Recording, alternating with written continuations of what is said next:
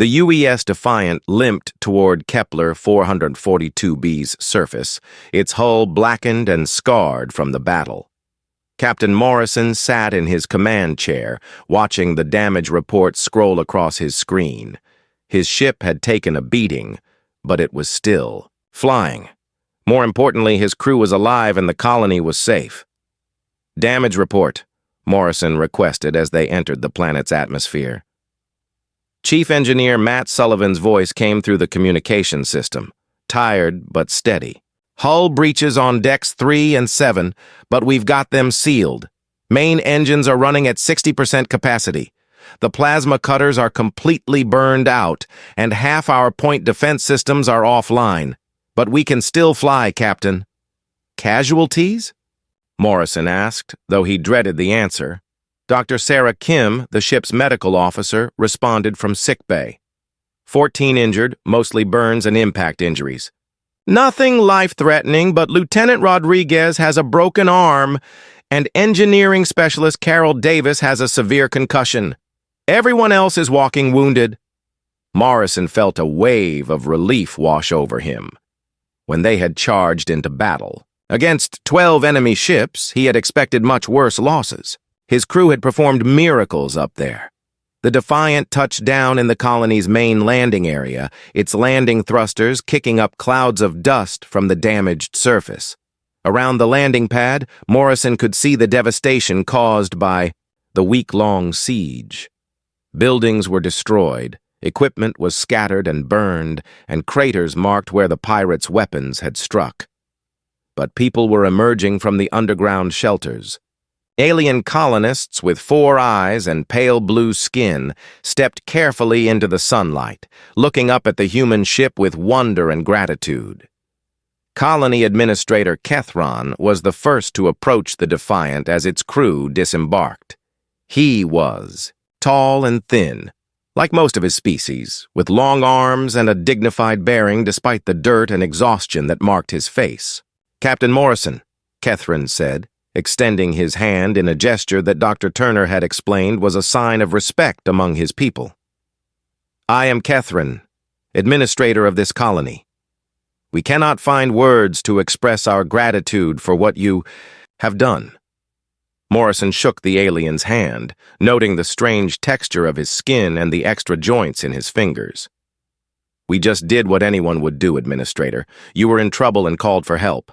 Kethron's 4 eyes blinked in sequence, a sign of confusion that Turner had mentioned in his cultural briefings. "Captain, with respect, that is not true. We called for help for 7 days. The Zephyrian Empire, our own government, told us no assistance was available. Every other species in this sector ignored our pleas. You were the only ones who came." The simple statement hit Morrison harder than he had expected. He looked around at his crew, who were already helping the colonists assess the damage and tend to the wounded. Dr. Kim was working alongside the colony's medical officer, treating injured aliens with the same care she would give to humans. "Your government abandoned you?" Morrison asked. 3 years ago, Kethron explained as they walked toward the colony's main building. "When the Empire reorganized its borders, this world was deemed too expensive to defend. We were told we could relocate to other worlds or stay here without Imperial protection. Most of us chose to stay. This is our home." Dr. Turner, who had been recording the conversation for his cultural studies, looked up from his tablet. "Captain, this explains why no one responded to their distress calls. In this region of space, governments apparently do not protect colonies that are not economically valuable." Morrison felt a cold anger building in his chest. The idea of abandoning people, because they were not profitable, went against everything he believed in. "So the pirates knew no one would come to help you?" "The Crimson Horde has raided 17 colonies in this sector over the past 2 years, Kethron confirmed. "No government has ever responded. They attack only targets that have been abandoned by their protectors." Engineer Sullivan, who had been examining the colony's damaged power systems, joined the conversation. "That's why they were so confident," he said. "They had never faced anyone who would actually fight back."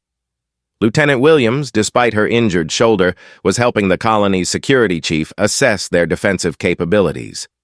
"Captain, these folks had 8 security guards left out of 30. Their weapons were designed for crowd control, not military combat. They held out for a week with practically nothing." Morrison looked around at the colonists, who were working together to clear debris and repair their damaged homes. They moved with the quiet determination of people who had faced death and survived. Men, women, and children all worked side by side, helping their neighbors without being asked. "How many colonies has the Crimson Horde destroyed completely?" Morrison asked. Kethran's expression grew darker. "7 that we know of. When they attack, they usually take what they want and kill everyone else. We were fortunate that they wanted to keep some of us alive as slaves. It gave us time to hide and wait for help that we thought would never come." Dr. Yila Esh, the colony's medical officer, approached their group. She was smaller than Kethran, with the same blue skin but darker markings around her eyes that indicated advanced age among her species. "Captain Morrison," she said, "I have been treating your wounded crew members. They refuse to rest, even with serious injuries. Your Lieutenant Rodriguez insisted on helping repair our communication array despite his broken arm." Morrison was not surprised. His crew had volunteered for deep space exploration, knowing they might face dangerous situations. They were the kind of people who helped others even when they were hurt themselves. "Doctor, we have medical supplies. On our ship," Morrison offered. "Anything you need for your people, just ask." "You have already given us more than we could have hoped for," Yila Esh replied. "But I must ask you something that puzzles me. Why did you come? Your species is unknown to us. You gained nothing by fighting the Crimson Horde. You risked your lives for strangers. This is not how the galaxy works."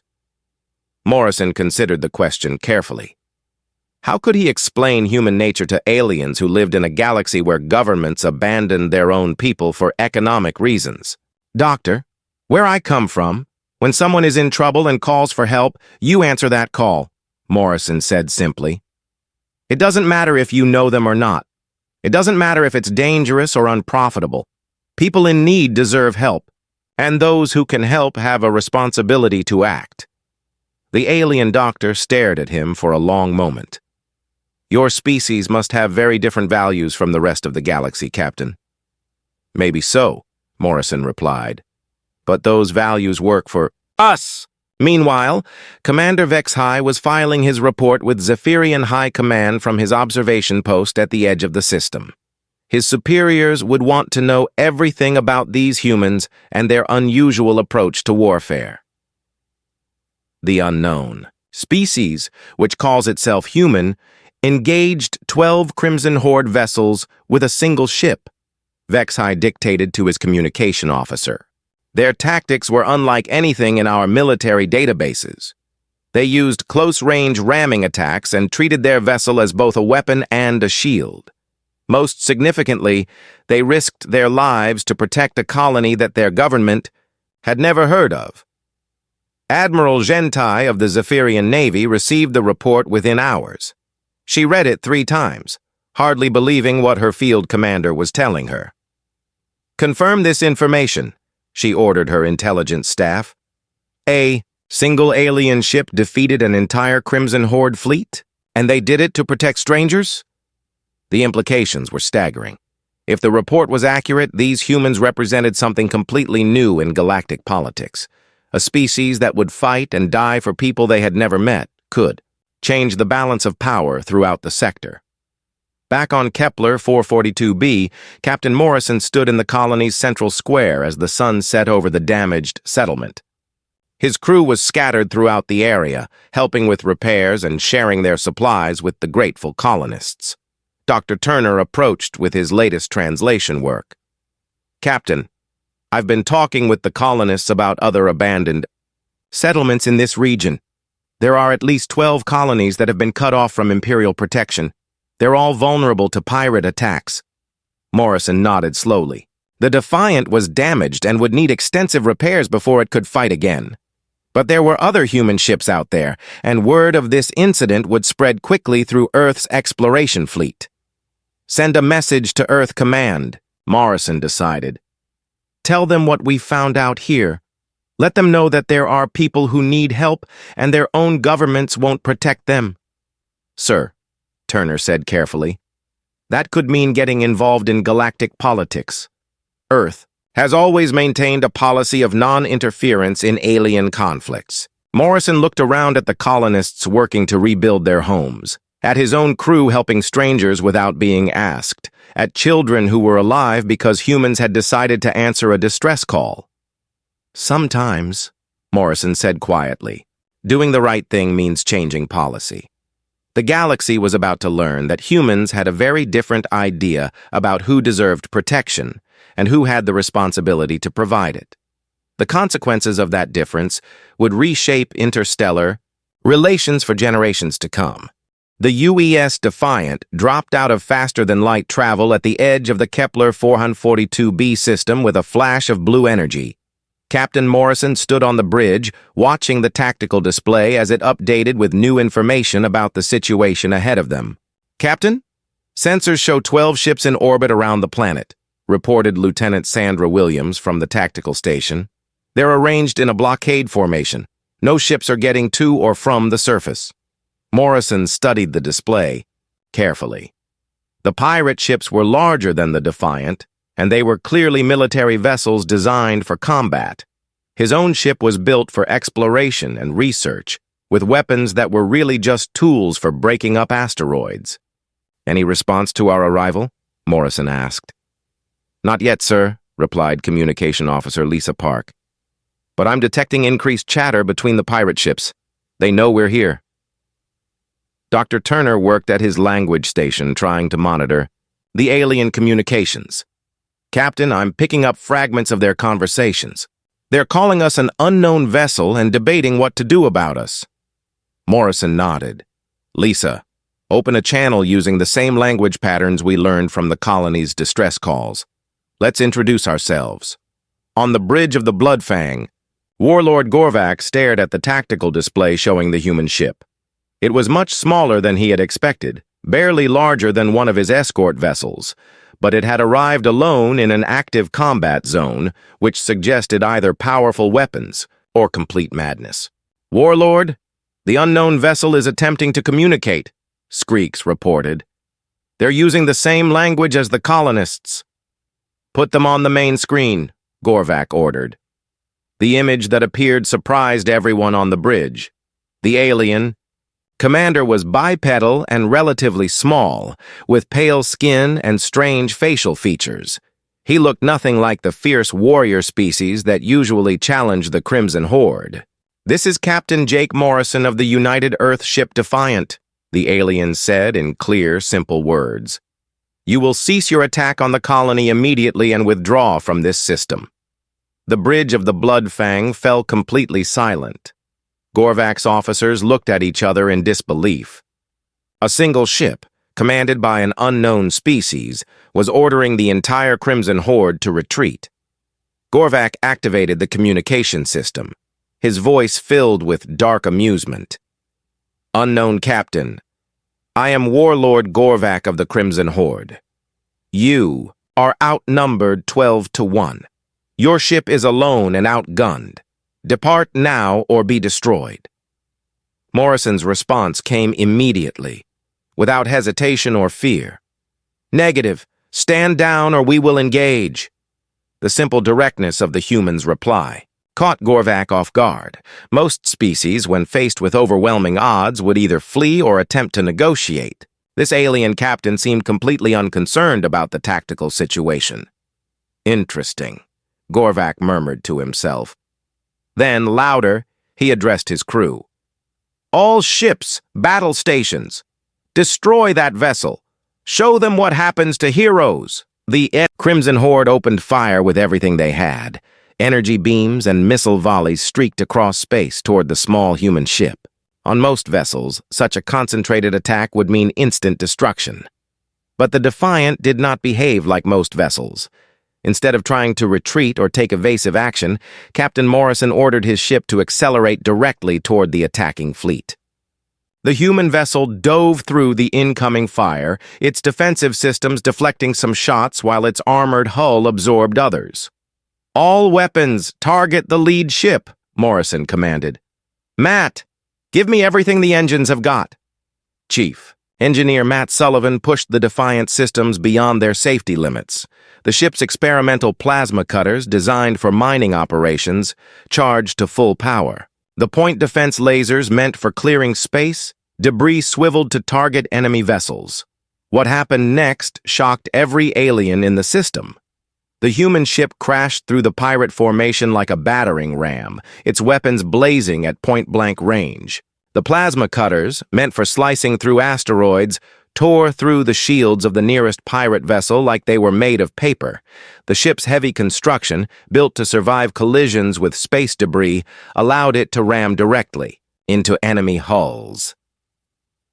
Within the first 2 minutes of combat, one pirate ship was completely destroyed, and 2 others were severely damaged. The Defiant spun through the formation, using its momentum as a weapon, while its crew fought with desperate skill.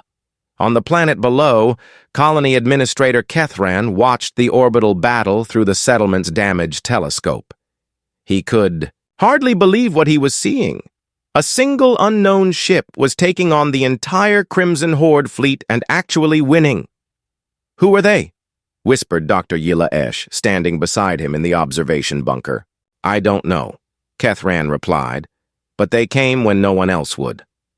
Commander Vexhai, observing from the edge of the system, was equally amazed. His tactical officer provided a running commentary of the battle that defied everything they knew about space combat. "Sir, the unknown vessel is using ramming tactics," Naltix reported. "They're treating their ship like a projectile. I've never seen anything like it." Vexhai studied the human ship's attack pattern.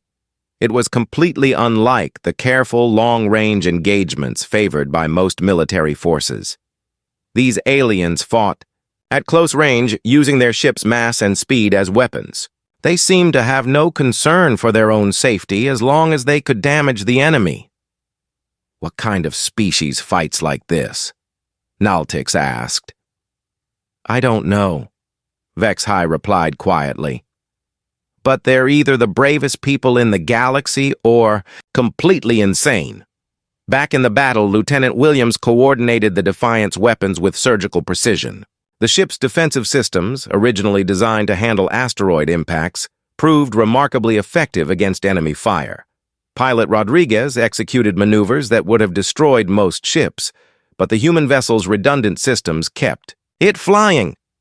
"Target their weapon systems," Morrison ordered as they approached another pirate ship. "We don't need to destroy them. Just stop them from fighting." The Defiant's plasma cutters sliced through the enemy ship's gun mounts, leaving it defenseless but not destroyed. It was a tactic that confused the pirates, who were used to total warfare, where quarter was neither given nor expected. Warlord Gorvac found himself facing an enemy unlike any he had encountered in his long career. The humans didn't fight for territory, resources, or conquest. They were protecting strangers they had never met with a ferocity that bordered on madness. "They're willing to die for colonists they don't even know," Skreeks observed, monitoring human communications. "Why would they risk their lives for aliens?" Gorvac had no answer. In his experience, every species fought only for their own interests. Alliances were temporary and based on mutual benefit. But these humans seemed to operate under completely different rules. When the Defiant rammed his flagship's secondary weapons array, causing massive damage to the Bloodfang's port side, Gorvac made a decision he had never made before in his entire career. "All ships retreat. We withdraw from this system immediately." "But Warlord," Skreeks protested, "we still outnumber them. We can still win this battle." Gorvac watched the human ship pursue his damaged vessels, still fighting despite the punishment it had taken. Its hull was scarred and blackened, but it showed no signs of stopping. "Look at them," Gorvac said quietly. They're willing to die for people they've never met. What do you think they would do to protect their own families and worlds? The implications of that question sent a chill through the bridge crew. A species that would sacrifice themselves for strangers would be absolutely terrifying when defending their own territory. "Signal the fleet," Gorvac ordered. "Full retreat. We leave this system now." As the Crimson Horde fled into hyperspace, the damaged human ship slowly turned toward the planet below. Captain Morrison's voice echoed across all communication frequencies. Speaking in the colonists' language, "This is Captain Morrison to Kepler 442b colony. The immediate threat has been neutralized. We are requesting permission to land and provide assistance." Down in the bunker, Kethron stared at the communication device in his hands, hardly able to believe what he was hearing. After 7 days of terror and despair, help had finally arrived from the most unexpected source. "Permission granted, Captain." "Morrison," he replied, his voice shaking with emotion. "Welcome to Kepler 442b. We owe you our lives." The galaxy had just witnessed something unprecedented. An unknown species had entered a hopeless situation and changed the outcome through sheer determination and courage.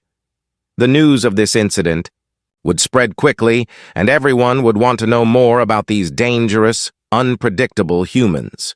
The Crimson Horde had been attacking Kepler 442b for 7 days now, and Warlord Gorvac was starting to enjoy himself.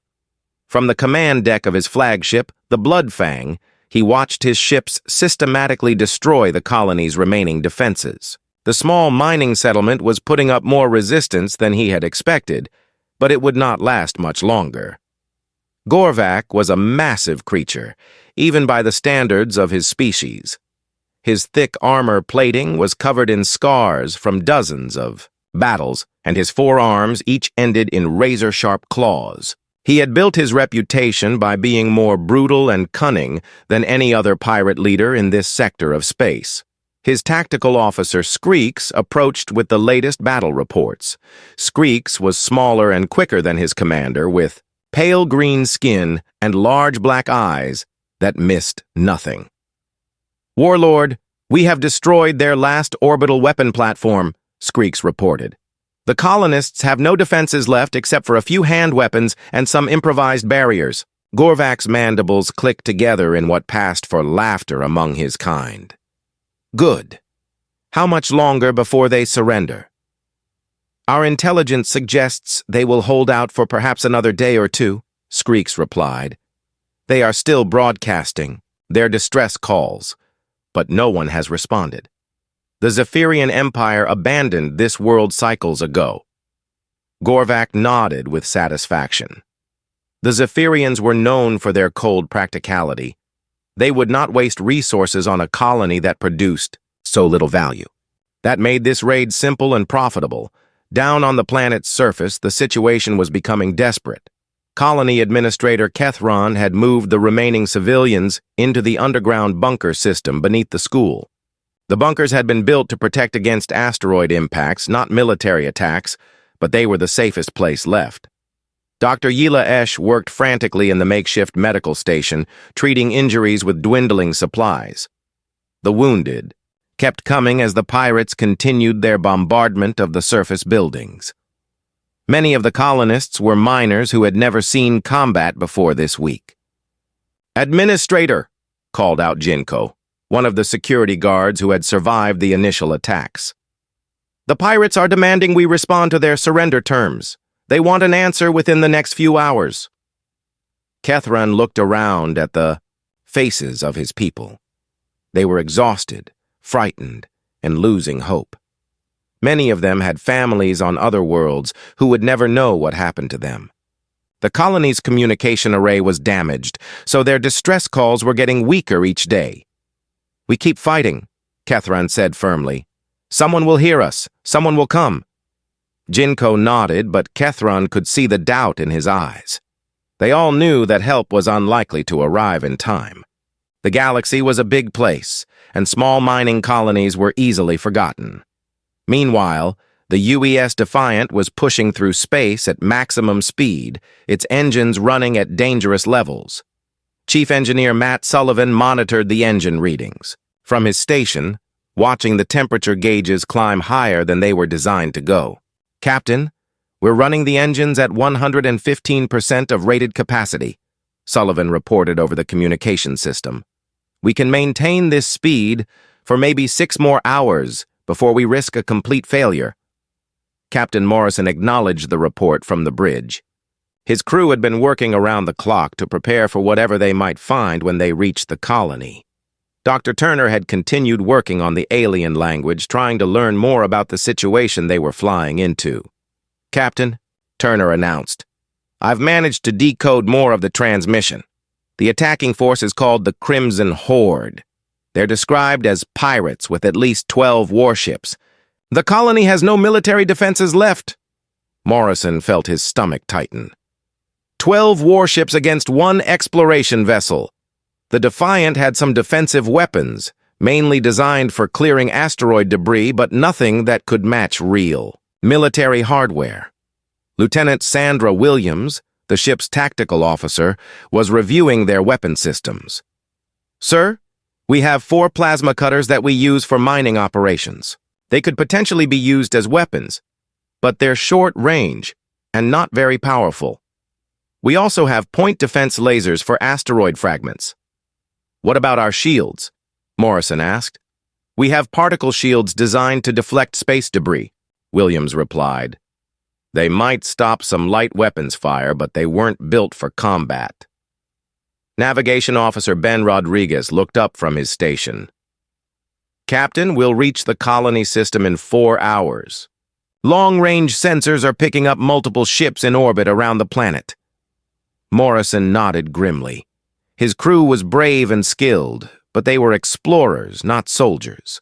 The Defiant was tough and reliable, but it was not a warship. Still, they could not turn away now. People were dying, and they were the only help available. In the Kepler 442b system, Commander Vexhai continued his silent observation from the edge of the sensor range. His patrol ship was fast and well-armed, but his orders from the Zephyrian High Command were clear. Do not interfere. The Empire had written off this colony, and individual commanders were not allowed to make policy decisions. Vexhai had been a soldier for most of his adult life, and he understood the political realities of galactic warfare. Resources were limited, and governments had to make hard choices about where to spend their military assets. A small mining colony on the frontier was not worth risking a diplomatic incident with the various pirate organizations, but that did not make it easier to watch. Vexhai had served alongside some of the colonists during the early days of the settlement.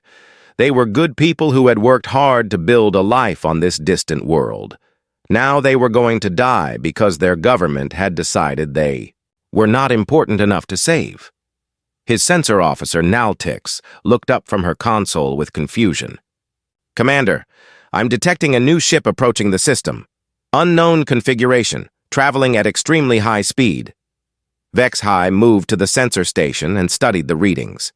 The approaching vessel was smaller than the pirate ships, but it was moving faster than anything he had seen before. Its energy signature was unlike any known species in the galactic database. "How long until it reaches the planet?" Vexhai asked. "At current speed, approximately 45 minutes, Naltix replied. "Sir, should we attempt to contact this unknown vessel?" Vexhai considered his options. His orders were to observe only, but this new development could change everything. An unknown species entering a combat zone could create complications that his superiors had not anticipated. "Monitor their communications," he decided. "If they attempt to contact us, we will respond. But we take no other action without direct orders from Fleet Command." Back on Gorvak's flagship, the pirates had detected the approaching ship as well. Screeks studied the sensor readings with growing concern. "Warlord. Unknown vessel approaching at high speed. Estimated arrival in less than 1 hour." Gorvak examined the data with interest. In his years of piracy, he had learned to be cautious of unexpected variables. Most species in this region of space were predictable. They followed established patterns of behavior that made them easy to understand and defeat. "What do we know about this ship?" Gorvak asked. "Very little," Skreeks admitted. "The design is not in our database. Energy readings suggest advanced technology, but the ship appears to be alone." Gorvak's experience told him that single ships did not usually approach active combat zones unless they had overwhelming firepower or were completely insane. Either possibility was worth taking seriously. "Prepare to hail the unknown vessel when it arrives," Gorvak ordered. "We will give them one chance to explain their presence and withdraw. If they refuse, we destroy them as an example to anyone else who might interfere with our operations." The Bloodfang and its escort ships moved into defensive positions around the planet, ready to deal with this new complication. Gorvak had built his reputation by being prepared for any situation, and he was not about to let one unknown ship ruin his carefully planned raid. In less than an hour, the galaxy would get its first look at how humans handled impossible odds and desperate situations. The results would surprise everyone involved. The small planet of Kepler 442b spun slowly in the darkness of space, far from any major trade routes or military bases. 3 years ago, the Zephyrian Empire had called it home to 800 miners and their families. Now, the Empire had forgotten they even existed. Commander Vexhai stood on the bridge of his patrol ship, watching the distant planet through the main screen. His orders were simple: observe only, do not interfere. The High Command had made it very clear that Kepler 442b was no longer their problem. The Empire had bigger concerns than a small mining colony that barely produced enough rare metals to cover its own costs. The distress signal had been repeating for 6 straight days now. Always the same message, broadcast on all emergency frequencies. Vexhai had memorized every word by now. "This is Colony Administrator Kethran of Kepler 442b. We are under attack by the Crimson Horde. Our defenses are failing. We have nowhere to run. Please, anyone who receives this message, we need immediate military assistance. Our children are dying. Please help us." The transmission would repeat every 10 minutes, growing weaker each time as the colony's power systems failed one by one. Vexhai had served in the Zephyrian Navy for 23 years, and he had never heard such desperation in a voice before. His communication officer, a young soldier named Trixon, looked up from his station. "Sir, should we respond to their calls?" Vexhai shook his head slowly. "Our orders are clear. We observe. We do not engage." Down on the planet's surface, the situation grew worse by the hour.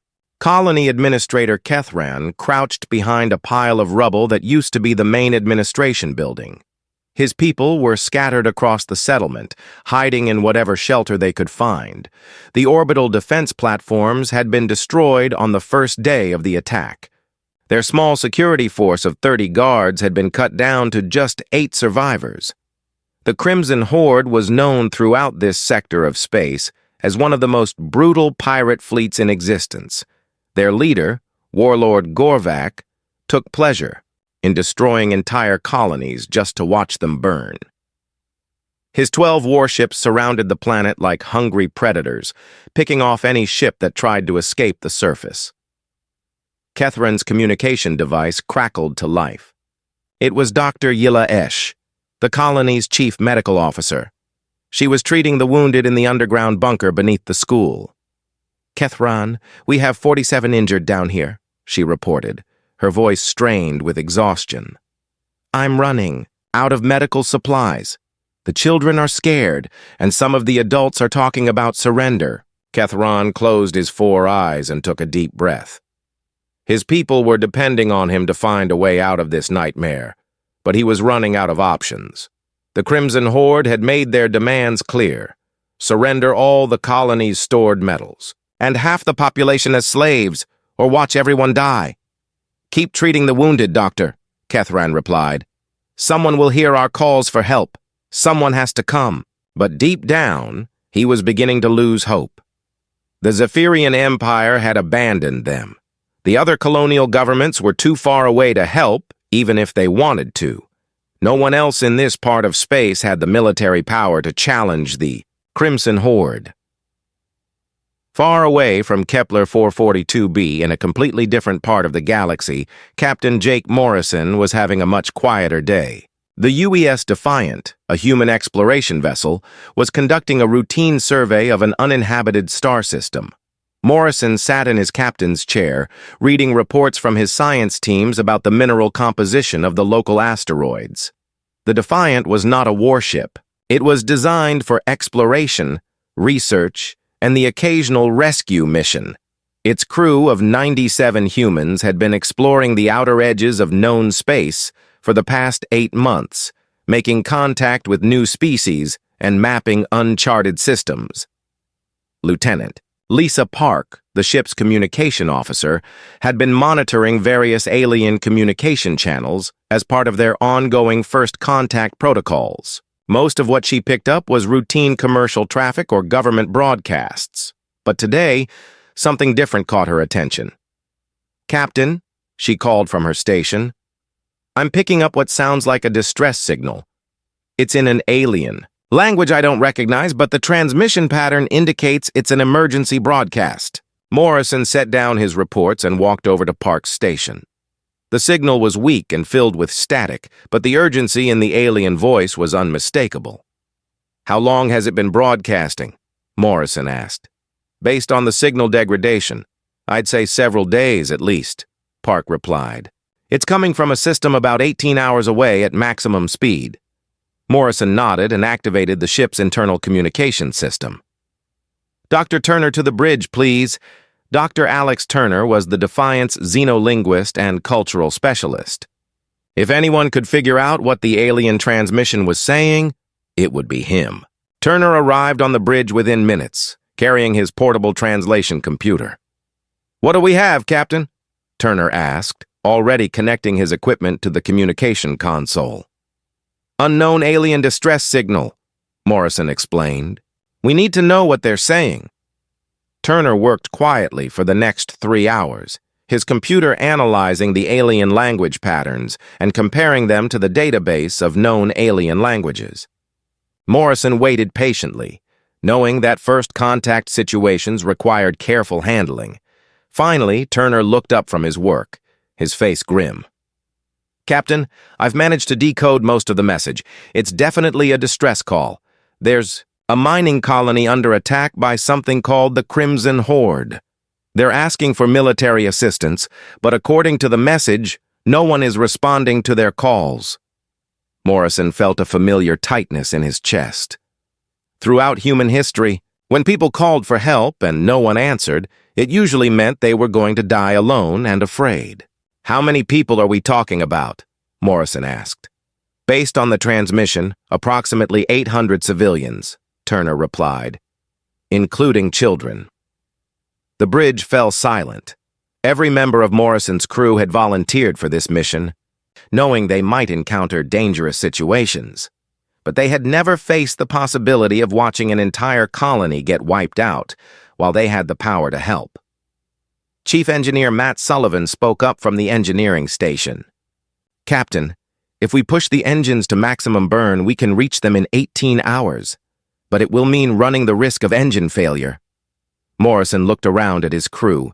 He saw the same determination in their eyes that he felt in his own heart. They were explorers, not soldiers, but they were also human, and humans had never been good at walking away from people who needed help. "Navigator, plot a course for the source of that transmission," Morrison ordered. "All departments, prepare for maximum burn. We're going to help some folks who need it." Lieutenant Ben Rodriguez, the ship's navigator, began calculating the course. "Course plotted and ready, Captain." Morrison settled back into his captain's chair and activated the ship-wide communication system. "Attention all hands, this is the captain. We have received a distress call from an alien colony under attack. We are the only ship in range to provide assistance. This is not a military mission, and we are not a warship, but we cannot ignore people in need. All departments, prepare for emergency operations. We depart in 10 minutes.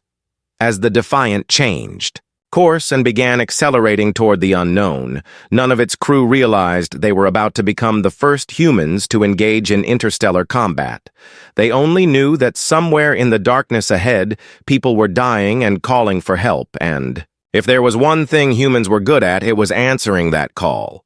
War Marshal Grixtar stared at his tactical displays for several long minutes before making the most difficult decision of his military career. His pride as a hegemony commander demanded that he continue fighting regardless of the odds. His responsibility to his crew required that he acknowledge the impossible reality he now faced. The humans possessed technology that made further aggression pointless and suicidal. The alien commander activated his communication systems with hands that shook slightly from the stress of the situation. His voice carried none of its previous arrogance when he transmitted his response to the human vessel. "Captain Morrison, I request permission to send a small diplomatic delegation to your ship for formal discussions. It appears that previous intelligence regarding human capabilities was severely inadequate." Captain Morrison received this message with relief rather than triumph. The confrontation had demonstrated human superiority without causing unnecessary casualties or permanent damage to galactic relations. His mission orders emphasized the importance of establishing respectful diplomatic contact with alien species, whenever possible. "War Marshal Grixtar, we would be honored to receive your diplomatic delegation aboard the Liberty's Edge," Morrison replied with genuine courtesy. "Please limit your party to 4 individuals for security reasons. We will provide transportation and ensure your safety during the visit." The human captain turned to his communication officer with instructions for preparing their ship to receive alien guests. "Lieutenant Rodriguez, contact Dr. Wang and ask her to prepare the conference room for a diplomatic meeting. Also alert Chief Sullivan that we may need to adjust our life support systems for alien visitors." Amy Rodriguez nodded and began making the necessary arrangements. The Liberty's Edge carried advanced systems designed to accommodate various alien species during diplomatic encounters. The environmental controls could adjust temperature, atmosphere composition, and gravity levels to ensure the comfort of different biological types. War Marshal Grixtar selected his diplomatic party with careful consideration of the historic importance of this meeting. He chose Ambassador Yil Seth from the Council Diplomatic Corps, who had been traveling aboard his ship as an observer.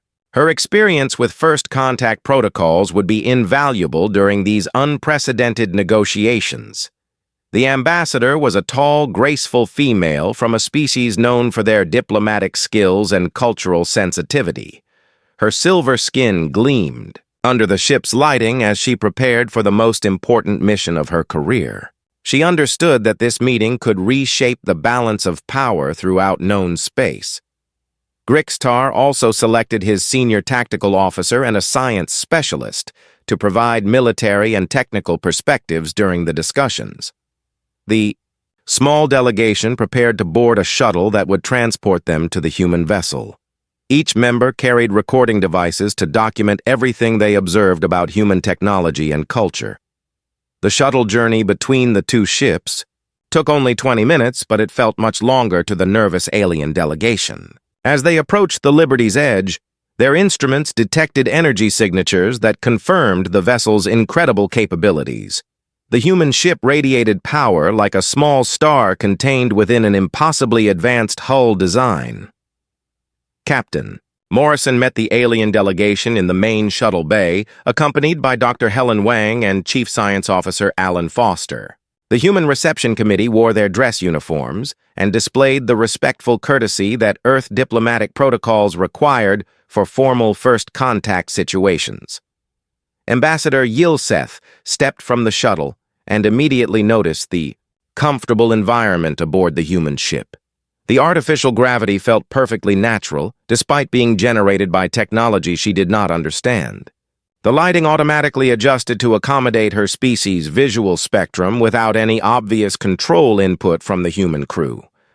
"Welcome aboard the Liberty's Edge," Morrison said with a warm smile as he approached the alien visitors. "I am Captain Jake Morrison. This is Dr. Helen Wang, our Chief Medical Officer and Xenobiologist, and Chief Science Officer Alan Foster. We hope your visit will mark the beginning of positive relations between our species. The ambassador responded with the formal greeting customs of her people before expressing her amazement at the human ship's interior design. Captain Morrison, your vessel demonstrates remarkable attention to the comfort and safety of different species. The environmental controls appear to be more advanced than anything in our experience. Dr. Wang stepped forward to serve as cultural liaison for the meeting. Her training in xenobiology had prepared her to work with various alien species, though this was her first opportunity to apply that knowledge in a real diplomatic situation. Ambassador Yilseth, we believe that successful diplomacy requires understanding and accommodation of different biological and cultural needs. The alien delegation followed their human hosts through corridors that showcased technology beyond their comprehension. The walls incorporated materials that seemed to shift and adapt to their presence. The control interfaces responded to human touch with intuitive ease that suggested advanced artificial intelligence integration throughout the ship's systems. Chief Science Officer Alan Foster led the group into the main conference room where holographic displays showed detailed information about human space exploration efforts. The presentations demonstrated that humanity had been conducting deep space missions for several decades while developing increasingly sophisticated technology. Ambassador, our species has always believed that the galaxy is large enough for many different civilizations to coexist peacefully, Foster explained as he activated the display systems. Human technology development has focused on exploration, defense, and cooperation rather than conquest or domination. War Marshal Grixtar listened to these explanations while his tactical mind analyzed everything he observed about human capabilities. The ship's defensive systems operated on principles that his scientists would need years to understand. The weapon technologies demonstrated precision and power that exceeded anything in hegemony arsenals. Ambassador Yilseth asked the question that dominated everyone's thoughts during the meeting. Captain Morrison, your ship's capabilities appear to represent a quantum leap in technological development. How did your species achieve such rapid advancement in such a short time? Morrison exchanged glances with his science officer before responding with careful honesty. Ambassador, human engineering has always emphasized efficiency, adaptability, and integration of multiple systems. We approach technology development differently than most species by focusing on harmony between components rather than maximizing individual capabilities. The explanation puzzled the alien visitors who were accustomed to technological advancement through brute force applications and linear improvement of existing systems. Human innovation appeared to operate on entirely different principles that produced results no other species had achieved.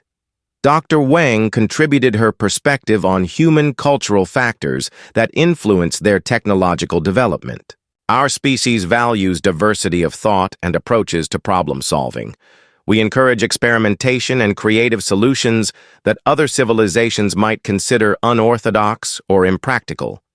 The diplomatic meeting continued for several hours, as both sides shared information about their respective civilizations, technologies, and goals for the future.